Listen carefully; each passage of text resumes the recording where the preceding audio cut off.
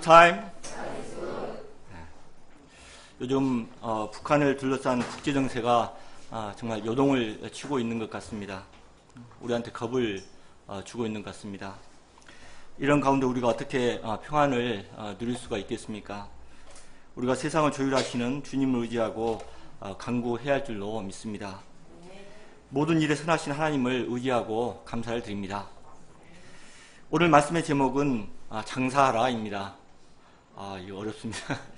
이 장사 저는 한 번도 해보지 않았는데 이것을 하라고 하고 또 메시지를 전하라고 하니까 굉장히 답답한 심정이었습니다. 오늘 말씀을 통해서 그러나 제가 알 수 없는 장사의 세계를 조금이나마 여러분에게 전할 수 있기를 간절하게 기도합니다. 제가 기도하고 시작하겠습니다.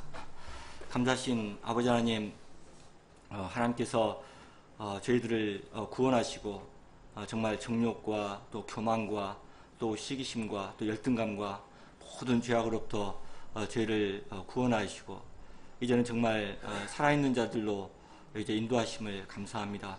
이 은혜가 너무 크고 감사합니다. 또 시간이 흐를수록 이 은혜가 얼마나 큰지 깨닫게 됩니다. 아버지 하나님, 제가 구원을 받은 자들로 이제 주님께서 명하신 말씀을 순종해야 함을 깨닫게 됩니다. 아버지 하나님, 부족한 죄인이 이 시간 섰습니다. 주님, 저를 불쌍히 여기시고 긍휼히 여기시고 오늘 말씀을 담대하게 증거하게 도와주시고 성령께서 저와 함께 동행하여 주십시오. 예수님으로 기도했습니다. 오늘 말씀은 구원받은 우리가 예수님의 재림 때까지 어떠한 삶을 살아야 하는가를 가르쳐주는 말씀입니다. 말씀을 통해서 주님의 역사에 충성스러운 자들이 될 수 있기를 간절하게 기도합니다. 제1장 장사하라 11절을 같이 한번 읽어보시겠습니다. 시작. 그들이 이 말씀을 듣고 있을 때 비유를 대하여 말씀하시니 이는 자기가 예루살렘에 가까이 오셨고 그들은 하나님 나라가 당장에 나타날 줄로 생각하였구나. 예수님 당시 사람들은 하나님 나라가 당장에 나타날 줄로 생각을 하였습니다. 이는 예수님께서 예루살렘에 가까이 이르셨기 때문이었습니다. 그들은 예수님께서 지금까지 행하신 능력을 생각할 때 현재 불의한 권력을 쫓아내고 새로운 왕이 되어서 다스려 주실 것을 믿어 의심하지 않았습니다.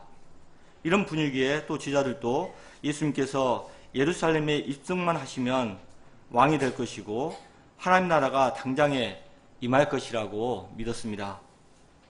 그렇게 되면 그들은 예수님을 모시고 새로운 세상에서 장관이 되기도 하고 그래서 새 나라를 만들기 위해서 위대한 일을 할 수 있을 것이라고 생각을 하였습니다. 얼마나 가슴 뛰는 일이었겠습니까? 그러나 예수님이 말씀하신 하나님 나라는 그들이 꿈꾸는 그러한 나라가 아니었습니다. 하나님 나라는 이 세상에 속한 것이 아니었습니다. 요한복음 18장 36절에서 예수님은 빌라도에게 신문을 받으시면서 이렇게 말씀하십니다. 예수께서 대답하시되 내 나라는 이 세상에 속한 것이 아니니라. 만일 내 나라가 이 세상에 속한 것이었더라면 내 종들이 싸워 나로 유대인들에게 넘겨지지 않게 하였으리라. 이제 내 나라는 여기에 속한 것이 아니니라. 세상의 나라는 불의에서 썩어지고 더러워집니다.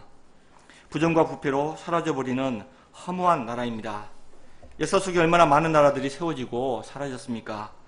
고대 이집트, 또 바벨론, 페르시아, 그리스, 로마 이러한 나라들은 한때의 모든 영광을 가진 것처럼 보였습니다.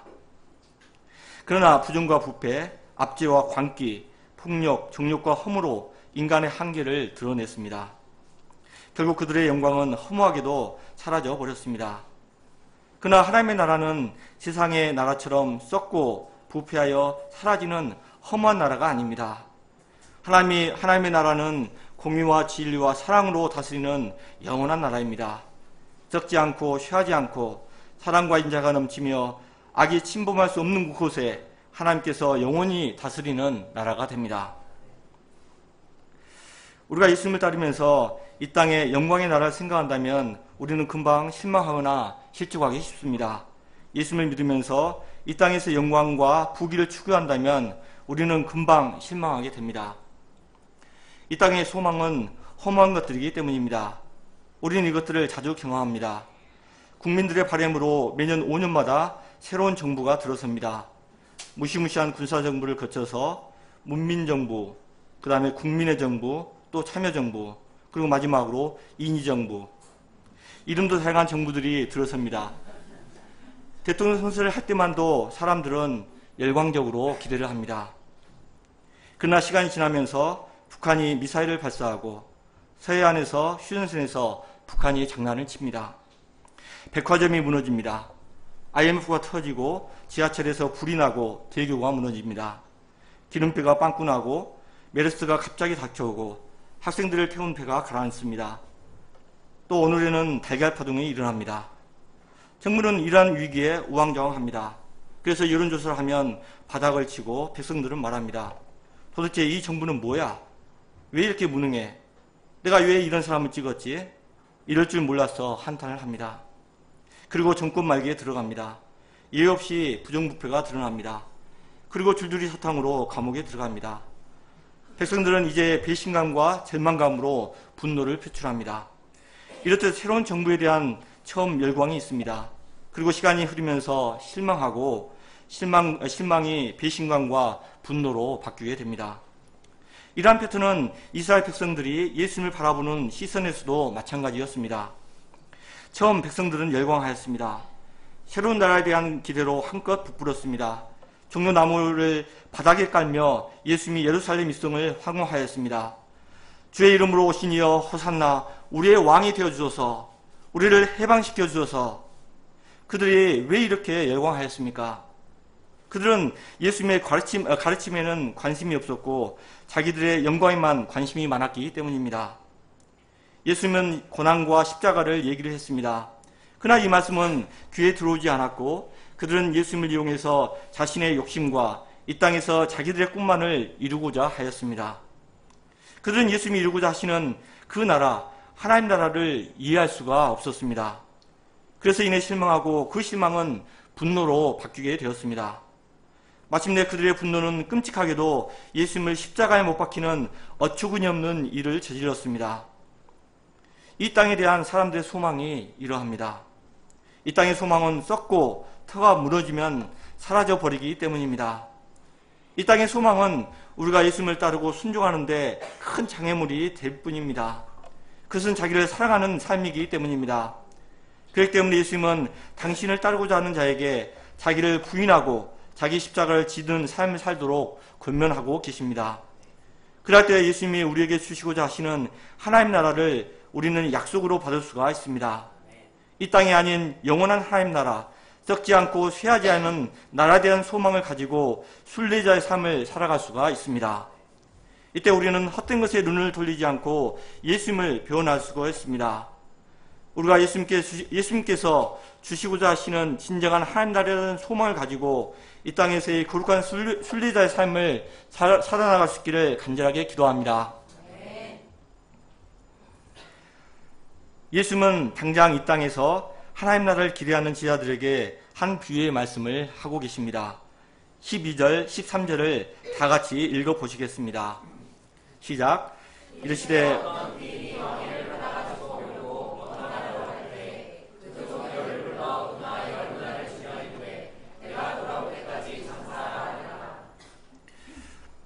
어떤 귀인이 왕위를 받아 가지려고 오려고 먼 나라로 가게 되었습니다. 그 종 10명을 불러 모았습니다. 그리고 10종에게 은화 한 문화씩을 나누어 줬습니다.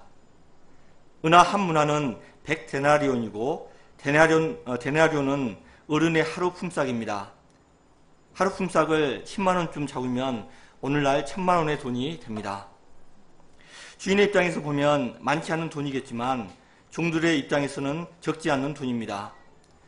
귀인은 그것을 종잣돈으로 해서 주인이 돌아올 때까지 장사하라고 명하였습니다.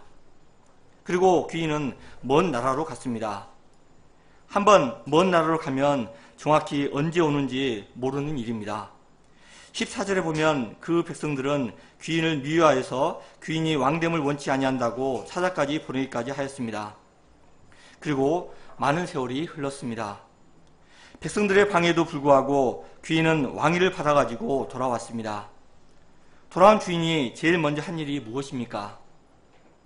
15절 귀인이 왕위를 받아가지고 돌아와서 은화를 준 종들이 각각 어떻게 장사했는지를 알고자 하여 그들을 부르니 귀인은 은화를 준 종들을 다 불러 모았습니다. 그리고 그동안 각각 어떻게 장사했는지 조사했습니다. 이 말은 주인이 준 한 문화로 얼마나 이익을 남겼는지 알고자 하신 것입니다. 이 비유에서 귀인은 예수님을 의미하고 있습니다. 왕위를 받기 위해서 먼 나라로 가고 온다는 것은 예수님의 부활과 재림을 의미하고 있습니다. 예수님은 부활하셨고 언제 오실지 기약이 없습니다. 문화는 하나님께서 우리 인생에게 맡겨주신 생명과 건강, 재능과 가족, 인간관계, 이 모든 것들이 한 문화, 인생의 자본금이라고 할 수가 있습니다. 이것을 가지고 열심히 장사하라는 것입니다.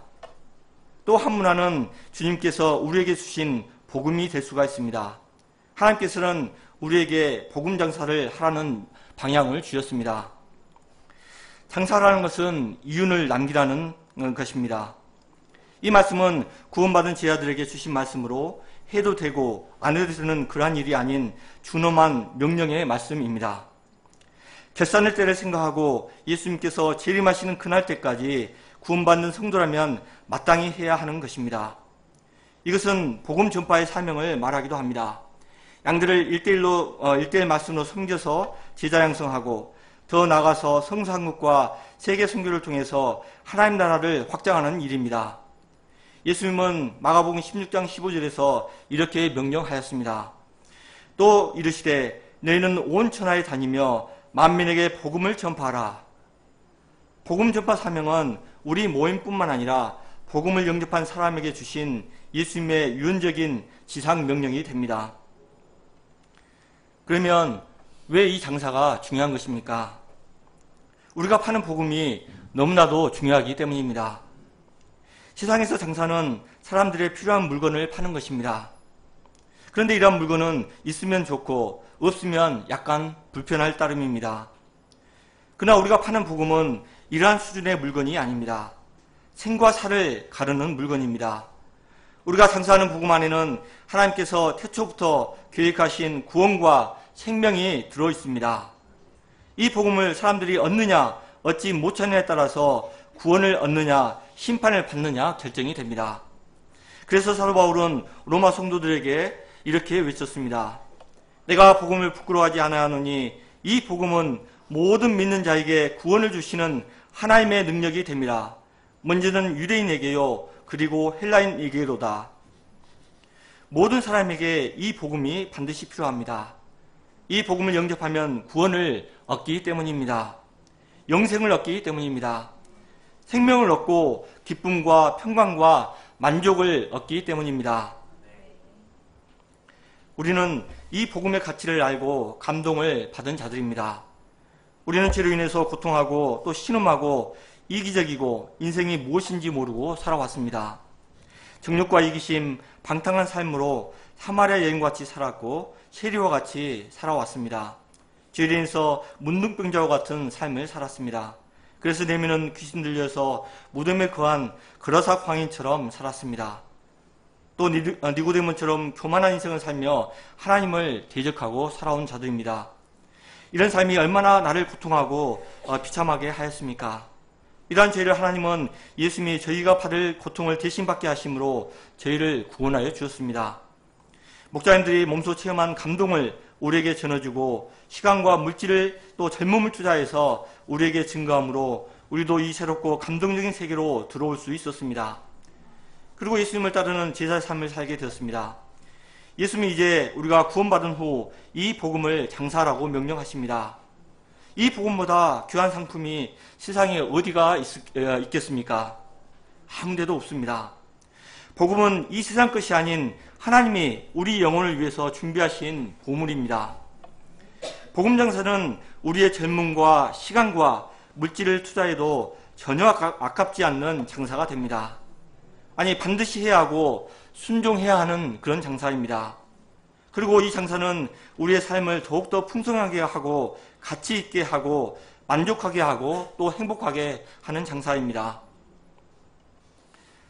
이 복음이 이렇게 귀하고 가치 있음에도 불구하고 사람들은 안타깝게도 영적인 눈이 멀어 이것을 모른다는 것입니다. 그래서 우리가 이들에게 복음의 비밀을 잘 알리고 설득하고 선전해야 합니다. 열심히 복음을 자랑해야만 합니다. 예수님 한번 믿어보세요. 천국 복음 한번 들어보세요. 생명의 말씀잔치 제자수양회 한번 와보세요. 우리 주일 예배 한번 와보세요. 정말 좋습니다. 마음을 들여서 해야 합니다. 우리는 이렇게 장사하다가 또 실패할 수도 있습니다.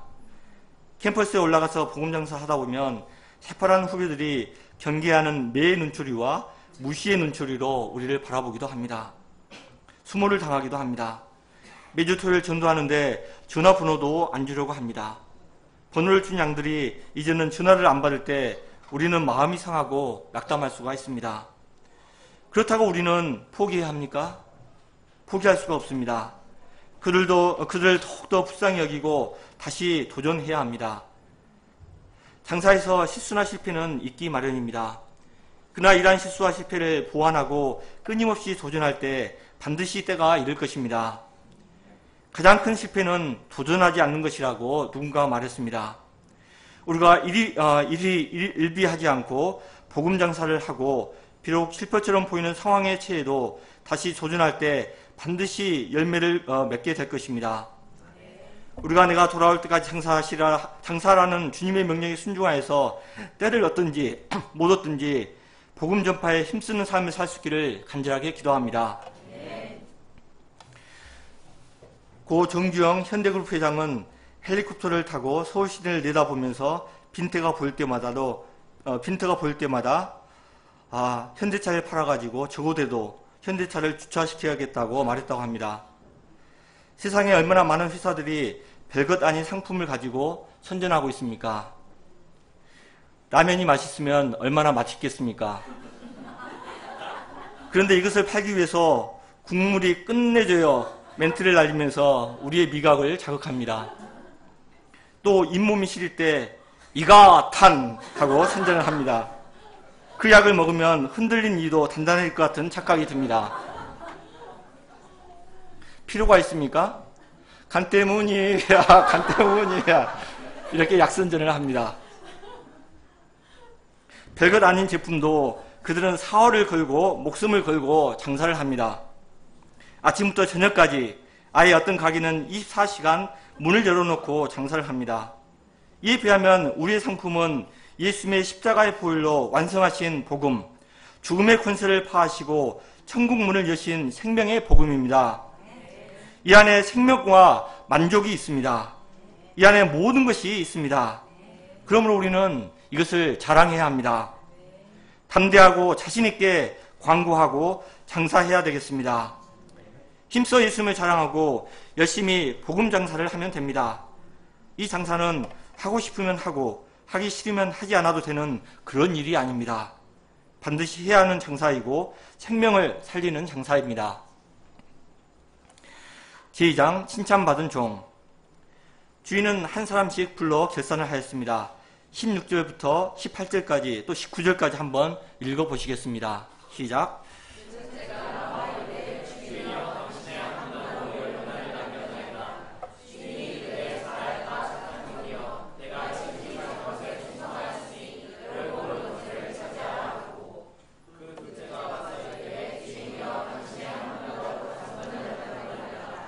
주인이 그 첫째는 10배의 이익을 남겼습니다. 18절에서 둘째 종은 5문화를 남겼습니다. 그들은 열심히 장사를 했습니다. 그래서 이들은 많은 이익을 남겼습니다. 그들은 주인의 명령이 떨어지자마자 가서 열심히 장사하였습니다. 경영학을 공부하고 마케팅 등 여러 가지 책을 공부하면서 장사하는 방법을 연구하였을 것입니다. 시장 조사도 철저히 하고 판매 전략도 치밀하게 세웠습니다. 고객에게 감동을 주고자 온마음을 다했습니다. 자나깨나 안전하서나 어떻게 하면 많은 이익을 남길 것인가 궁리를 하였습니다. 날마다 새롭게 연구하고 지혜를 짜내었습니다. 그는 온 마음을 다해서 장사했습니다. 그 결과 그는 1,000만 원으로 시작하여서 1억 원이 되었습니다. 귀인이 돈을 맡기고 장사하라고 한 것은 이익을 남기라는 말입니다. 그들은 주인이 돌아올 때까지 때를 기다리며 열심히 장사해서 5배, 10배의 이익을 남겼습니다. 이들이 이렇게 이익을 남길 수 있었던 원동력이 무엇일까요? 그것은 주인에 대한 충성심이 있었기 때문입니다. 이들이 장사하는 시대 상황이 얼마나 어려웠습니까? 귀인이 왕위를 받으러 갔을 때 백성들은 귀인을 반대하고 대적하는 자들이었습니다. 이런 백성들을 상대로 장사를 해야 됐습니다. 그들은 이런 어려운 상황 가운데 포기할 수가 있었습니다. 그러나 그들은 주인의 말에 충성하였습니다. 상황이 어떠하든지 주인의 말을 마음에 새기고 주인의 말을 행하였습니다. 충성의 한자 표기는 충성으로 말씀을 마음에 새기고 그 말씀을 완성한다는 의미가 됩니다. 이렇듯이 그들은 상황이 어렵다고 포기하지 않고 장사라는 주인의 명령에 절대적인 자세로 순종을 하였습니다. 영업의 고수는 머리카락이 없는 스님에게도 도전하여서 빚을 팔고 북극 지방에 사는 에스키모인에게도 냉장고를 판다고 합니다. 그들은 이런 정신으로 어찌하든지 많은 이익을 남겨서 주인을 기쁘시게 하고자 하였습니다. 그랬을 때 그들은 지혜가 생기고 온 마음과 성품을 다해서 힘을 다해서 장사할 수 있었습니다. 충성은 성령의 9가지 열매 중 하나입니다. 장사는 환경과 조건이 문제가 아닙니다. 주님에 대한 절대적인 충성심이 중요합니다. 이처럼 무슨 일이든지 마음을 다해 순종하는 자는 많은 유익을 남기게 됩니다. 그러면 주인은 그 종을 어떻게 칭찬했습니까? 17절, 18절 주인이 이르되 잘하였도다 착한 종이여 내가 지극히 작은 것에 충성하였으니 열 고을 권세를 차지하리라 하고 둘째가 와서 이르되 주인이여 당신의 한 문화로 5 문화를 만들었나이다. 주인이 그에게 이르되 너도 5 고을을 차지하리라 하고 5 문화를 가져온 사람들에게도 5 고을을 차지하는 권세를 주었습니다. 주인은 그의 충성심을 인정하였습니다. 지극히 작은 것에 충성하였다고 칭찬하였습니다. 세상에는 자기가 맡은 일이 하찮고 사소한 일이라고 대강 소홀히 해치우는 사람들이 있습니다. 그러나 이 종들은 지극히 작은 일에 충성을 다했습니다. 주인은 이 종들에게 잘하였다 착한 종이여 하며 칭찬을 아끼지 않았습니다. 주인은 1000만 원으로 열심히 장사해서 1억 원을 만들어 온 종을 볼 때 참으로 기뻤을 것입니다.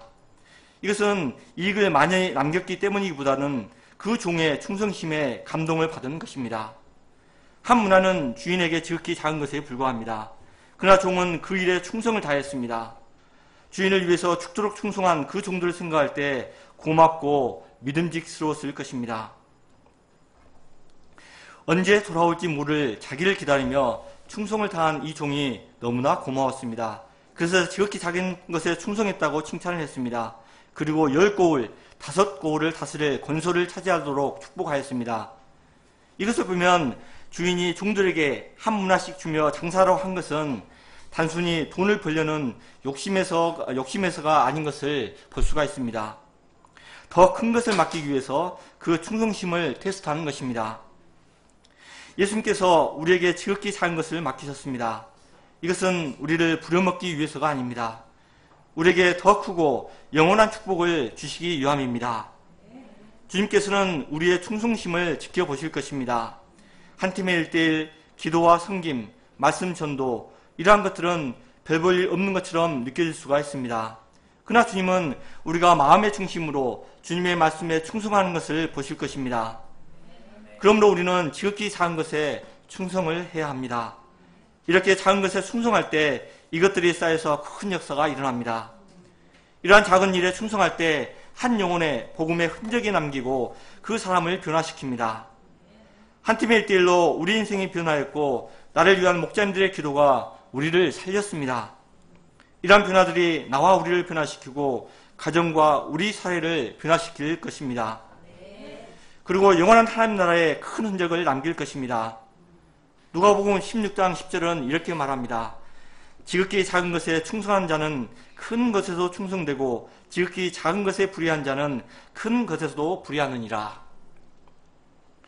충성은 성경뿐만 아니라 어디에서나 큰 미덕이 됩니다. 인간관계에서 또 가정과 직장, 사회, 국가에서도 충성은 아름다운 미덕이 됩니다. 그리고 충성된 자는 그에 대한 마지막 보답을 받게 됩니다. 마케도니아 알렉산더 대왕은 한 번은 전쟁에 패하여서 도망을 가게 되었다고 합니다. 그렇게 위세에 있었던 대왕이 전쟁에 패하고 도망을 가야 하니 얼마나 가련한 신세가 되었겠습니까? 이때 다른 군사들은 슬금슬금 자기 살 곳으로 달아나 버렸다고 합니다. 대왕은 도망가면서 말 안장에 무거운 짐을 실어 사병 하나에게 끌고 가게 하였습니다. 패한 대왕이 이 시킨 일을 사병은 무시하고 도망갈 수도 있었습니다. 그러나 그는 패한 왕이었을지라도 그에게 충성을 다했다고 하였습니다. 왕은 그 부하로 인해서 큰 위로를 받았습니다. 얼마 후에 알렉산더 대왕이 위기를 모면하고 다시 전쟁에 크게 승리하여서 나라를 되찾게 되었습니다. 대왕은 그 병사를 불렀습니다. 왕은 병사를 위기에서도 함께한 충성을 보고 칭찬하고 포상금으로 그 병사가 짊어지고 왔던 짐을 전부 병사에게 주었습니다. 그 안에 뭐가 들어있었을까요? 그 안에는 황금이 담겨 있었다고 합니다. 이렇게 충성은 황금보다 귀한 것입니다. 끝까지 충성하는 자에게는 보상이 있다고 말씀하고 있습니다. 계시록 2장 10절은 이렇게 말합니다. 내가 죽도록 충성하라. 그리하면 내가 생명의 멸류관을 내게 주리라. 제3장 악한 종. 귀인은 세 번째 종을 불러서 결산을 하였습니다. 그는 결산하는 것을 지켜보면서 얼굴이 굽고 다리가 떨리고 땀이 났습니다. 그리고 두려움 속에 주인에게 나아갔습니다. 어떻게 말했습니까? 20절부터 23절을 한번 다 같이 읽어보시겠습니다. 시작.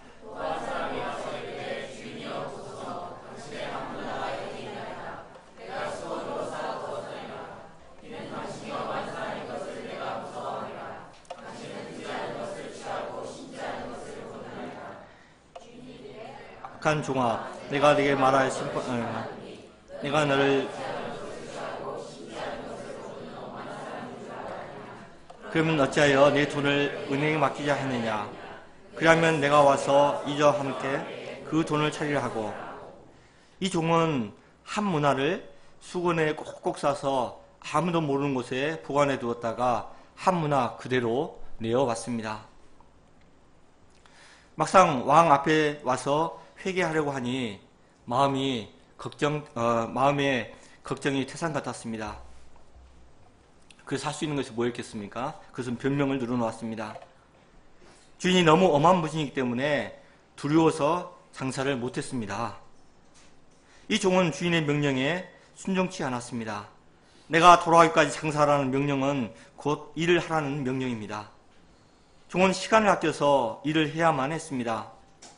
그런데 장사 미천으로 준 돈을 수건에 쌓아 두었습니다. 그리고 시간을 낭비했습니다. 그는 게으름과 안일로 세월을 보냈습니다. 그가 주인의 명령에 순종치 않는 것은 주인에 대한 불신이 있었기 때문입니다. 그는 주인을 높이고 경외하는 것처럼 말했습니다. 겸손한 것처럼 말했습니다. 그러나 그는 교만한 사람이었습니다. 그가 참으로 겸손한 사람이었다면 행동으로 보여야만 했습니다. 힘을 다하여 열심히 장사를 해야만 했습니다. 그래서 남들처럼 10문화, 5문화는 못 남기더라도 다만 얼마라도 이익을 남겨야만 했습니다. 그것도 안 되면 은행에 맡겨서 이자라도 주인에게 드려야만 했습니다. 그러나 그는 아무 일도 하지 않았습니다. 그리고 더욱 악한 것은 모든 책임을 주인에게 전가한 것입니다. 자신이 장사를 못한 책임이 종들을 엄하게 대하고 지나치게 이익만 밝히는 주인에게 있다고 변명을 하였습니다. 자신의 책임을 주인에게 다 떠넘겼습니다. 그는 자기의 잘못을 인정하지도 않고 용서도 구하지 않았습니다. 순간적인 위기만 모면하기 위해서 변명을 늘어놓았습니다. 근본적으로 이 종은 이익을 남겨주신 주인을 기쁘시게 하고자 하는 마음이 전혀 없었습니다. 생각하는 것이 자기 중심적이었습니다. 주인이 볼 때 이 종이야말로 악하고 게으른 종이라고 아니할 수 없었습니다. 되게 악하고 게으른 사람들일수록 말이 많고 핑계가 많고 불평이 많습니다. 주인은 이 종을 어떻게 벌하였습니까? 곁에 있는 자들에게 이르되 그 한 문화를 빼앗아 열 문화 있는 자에게 주라 하니 주인의 입장에서 볼 때 많은 손해를 보았습니다. 만일 주인이 첫째 종에게 맡겼더라면 한 문화가 열 문화가 됐을 것입니다. 그래서 열 문화를 가진 자에게 한 문화를 주도록 명령하였습니다. 주위 사람들은 저에게 이미 열 문화가 있는데 왜 또 주십니까? 의아해했습니다. 그러나 주인이 어떻게 대답했습니까? 26절입니다. 주인이 이르되 내가 너에게 말하노니 무릇 있는 자는 받겠고 없는 자는 그 있는 것도 빼앗기리라. 이것이 주님께 은혜를 받는 원리가 됩니다. 처음 받은 은혜가 많든지 적든지 그것을 가지고 성실하게 활용하면 더 많은 은혜를 받게 된다는 것입니다. 이것이 영적인 능력을 덧입는 원리가 됩니다. 우리 주님께서는 복음 사업을 위해서 누구든지 헌신할 수 있는 어떤 힘과 기회를 반드시 주십니다. 그때 그는 그것을 즉시 사용해야 합니다. 만일 더 큰 능력이 주어지면 그때 하겠다는 생각을 가지고 기다리고 있다면 그는 실로 아무것도 할 수 없게 되고 말 것입니다. 주님께서는 우리에게 맡기신 일이 많이 있습니다. 봉사, 또 가르치는 일, 또 찬양과 헌금, 기도, 섬기는 일 등 얼마든지 있습니다. 이것을 우리가 능숙하지 않아도 됩니다. 지금 즉시 시작할 때 주님께서는 능력을 주시고 섬길 만한 힘을 주십니다. 있는 자는 더 받겠고 없는 자는 있는 것까지도 빼앗긴다는 말씀은 하나님의 은혜를 지속적으로 사용할 때 그 은혜는 날로 커지게 된다는 것을 말합니다. 그러나 은혜를 사용하지 않고 묻어두면 결국 은혜는 사라져 버립니다. 우리가 어떤 일을 하든지 열심을 갖고 충성되게 주님의 일을 감당할 수 있는 자들이 되기를 간절하게 기도합니다. 그럴 때 그에 합당한 사역자로 하나님께서 사용하실 것을 믿고 감사를 드립니다. 27절을 읽어보시겠습니다. 시작.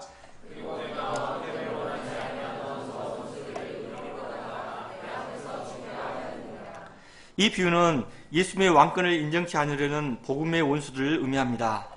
요즘도 온갖 합리적인 말로 예수님을 주로 영접하기를 거절하는 사람이 많이 있습니다. 그러나 사람들이 모두 거절해도 주님께서는 반드시 세상을 심판하실 공의로운 왕으로 이 땅에 오실 것입니다. 그러나 사람들이 그날에는 저들에게 심판의 날이 될 것입니다. 우리가 왕 대신 예수님을 경외하고 절대적으로 순종하는 것이 마땅합니다.